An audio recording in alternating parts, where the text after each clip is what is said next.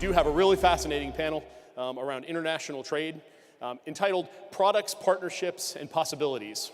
And I think that fits in really well with the theme of what's working and what's not. You know, I say it a lot, you know, logistics is all about, or Georgia's all about logistics. That's why we host this summit. But logistics isn't just about Georgia. The companies that do business here move products all over the world, do business with companies that are all over the United States as well as all over the world. So I think it's very appropriate that we have our next panel to sort of close us out and get us thinking outside the box and in a more global view. You've got your programs in front of you. I'm not going to go through their bios because you can read them for yourself. But our moderator is going to be sort of the same session format we had in the last Maritime panel. I'm really pleased to introduce our moderator, Matt Kennedy, who is the director of the Strategic Partners Office for the United States Department of Commerce and the Trade Administration. I think what was very interesting is the things that Matt does in his office, and he's going to tell you some about that, fits very well with the theme of the Center of Innovation for Logistics and what Georgia's all about connecting some of the businesses together. So please help me welcome Matt Kennedy to start us off. Thank you, Matt. Yeah, do your 10 minutes and then just introduce them.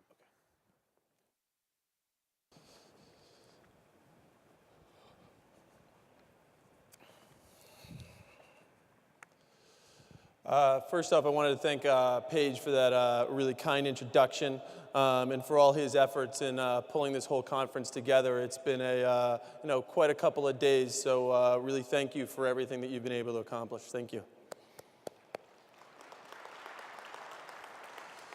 I also wanted to thank the Georgia Department of Economic Development. We do a ton of work with them here in Georgia and also, all around the state, and especially here in Atlanta. So they're just one of our really close partners, so I wanted to thank them as well. So thank you.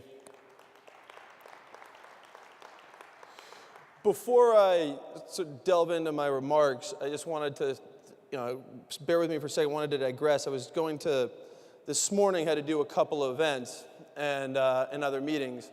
And as I was wrapping up one of them, one of the people in the back came up to me and asked and said, "Hey, I think Matt, are you a member of the Kennedy family?" And I sort of got a little nervous. And I said, "Yeah, I am." And he said, "Well, are you the one that runs the Special Olympics?" And I said, "No, that's my cousin Timmy." He said, "Are you the former congressman from Rhode Island?"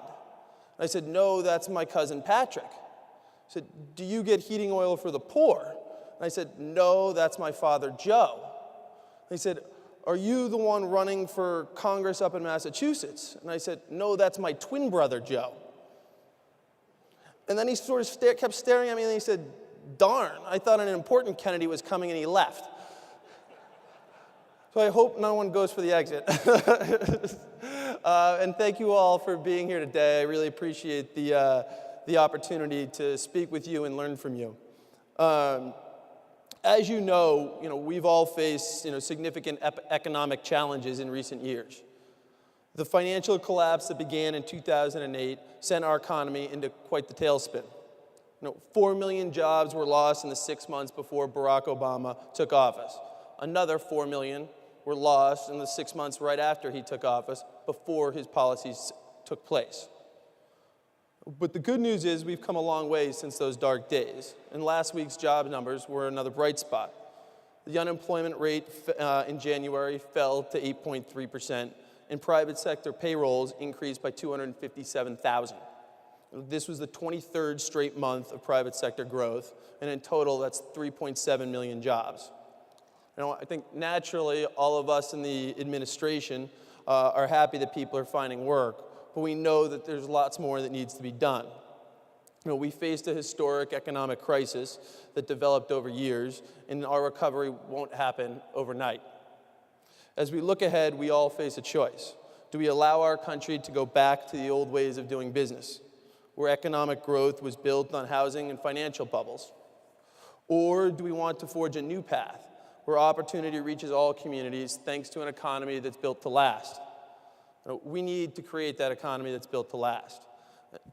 As the director of the Strategic Partnership Office at the International Trade Administration, my job is to utilize the expertise of third parties like yourselves, those in the private sector, state and local governments and associations to help U.S. businesses sell their stuff in overseas markets. The simple truth is this: if more companies don't embrace those opportunities, our nation won't be able to compete in the 21st century. Just imagine if all of us had a friend who wanted to open up a store in downtown Atlanta, but they told us they wanted to ignore 9 out of 10 customers that walked by. What would you think? Could that business reach its full potential? Could it even be competitive? Of course not. But that's exactly the situation U.S. businesses find themselves in when they don't export. That's because 95% of the world's consumers live outside our borders. Also, consider that according to the IMF, 85% of the world's economic growth over the next 5 years will be from abroad. Furthermore, data suggests that exports strengthen businesses. From 2005 to 2009, U.S. small and medium-sized manufacturers that exported experienced revenue growth of nearly 40%. Those that didn't export saw revenue decline by 7%. So the benefits of exporting are clear. You get more customers, more exposure to growth markets, more access to purchasing power, and a healthier business. But we can do more, much more. And the private sector and government must find ways to work together. That's why 2 years ago in his State of the Union address, the president announced the National Export Initiative. The goal is to double U.S. exports by the end of 2014. We're on track to meet those goals. And the totals for 2011 won't be out till the end of this week. But up to November, exports were up by more than 15%. In 2010, U.S. exports supported 9.2 million jobs. We're happy with these results, but need to keep working.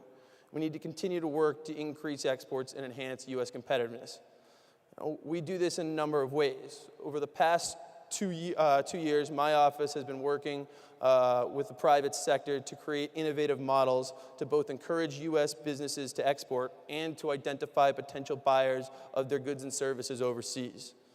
Logistics firms have actually led the way. Today's summit's in UPS's backyard, and I want to thank them for their valued contributions to the success of the NEI. UPS, along with FedEx, has really led the development of the New Market Exporter Initiative, where we utilize our partners to connect U.S. firms that export to only 1 or 2 countries to Department of Commerce resources, and that will help them expand their markets. To date, nearly 2,000 small businesses have begun using the Department of Commerce resources to expand their businesses. More recently, Secretary Bryson and Michael Ducker, the COO of FedEx, announced the Global Buyers Initiative. The goal of this program is to increase U.S. exports by identifying foreign importers who may not be sourcing from U.S. companies, and then connect them to U.S. suppliers. In all of these partnerships, we seek these triple win scenarios. For the small business, grows their business and grows their bottom line.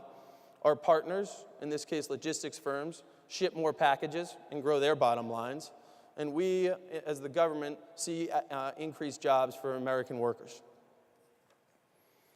Finally, another initiative in which I think many of you or some of you here are involved with, the Commerce Department is working to enhance our nation's crumbling infrastructure. Competitiveness depends on the smooth and rapid movement of goods through the supply chains from beginning to end. And any choke point can result in delays, lost sales, and higher costs. To address these challenges, last November, Secretary Bryson and Undersecretary Sanchez announced an advisory committee on supply chain competitiveness. Working with stakeholders like you, we'll carefully examine issues, identify additional issues, and work to address them. That's because a more efficient supply chain is necessary for our country to be competitive. And that's good because, as I said before, it means more customers, more exposure to growth markets, more access to purchasing power, and healthier businesses. These are the ingredients for a stronger American economy. And I look forward to working with and learning from many of you to sharpen our competitive edge, generate growth, and support the jobs for the American people.